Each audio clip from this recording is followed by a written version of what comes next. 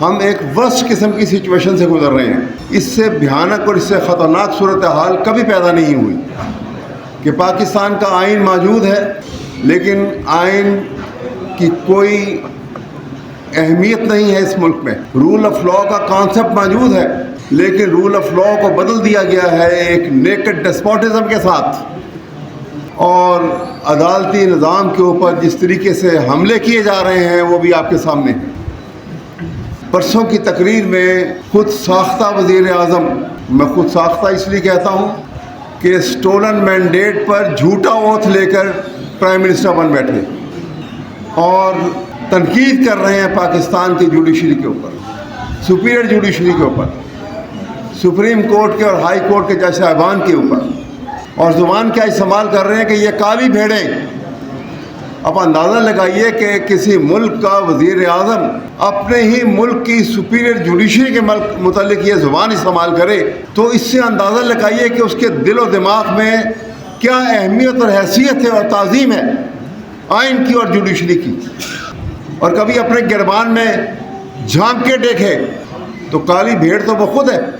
किस अंदाज में आके हुकूमत संभाली है इन्होंने, कहाँ का ओथ और कहाँ का इलेक्शन। एक बात याद रखिएगा, वो दिन दूर नहीं है। आज आप बरसर-ए-इक़्तिदार हो, आज आपके साथ जो हुकूमत में जिन्होंने आपको हुकूमत की मसनद के ऊपर बैठा दिया है वो समझते हैं कि हमारे पास बहुत ताकत है। आसमा जलानी केस में जो होल्ड कर दिया गया है वो याद रखिए।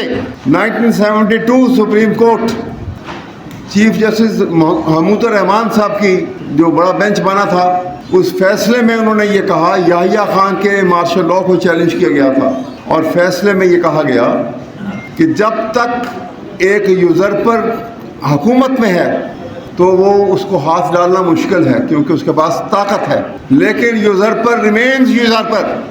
आज हुकूमत में है, कल हुकूमत से बाहर निकल जाएगा और जब उसके पास ताकत नहीं रहेगी उसको प्रोसिक्यूट करो और उसको सज़ा दो।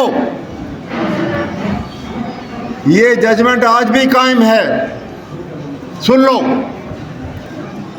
लिहाजा ये इक़्तिदार की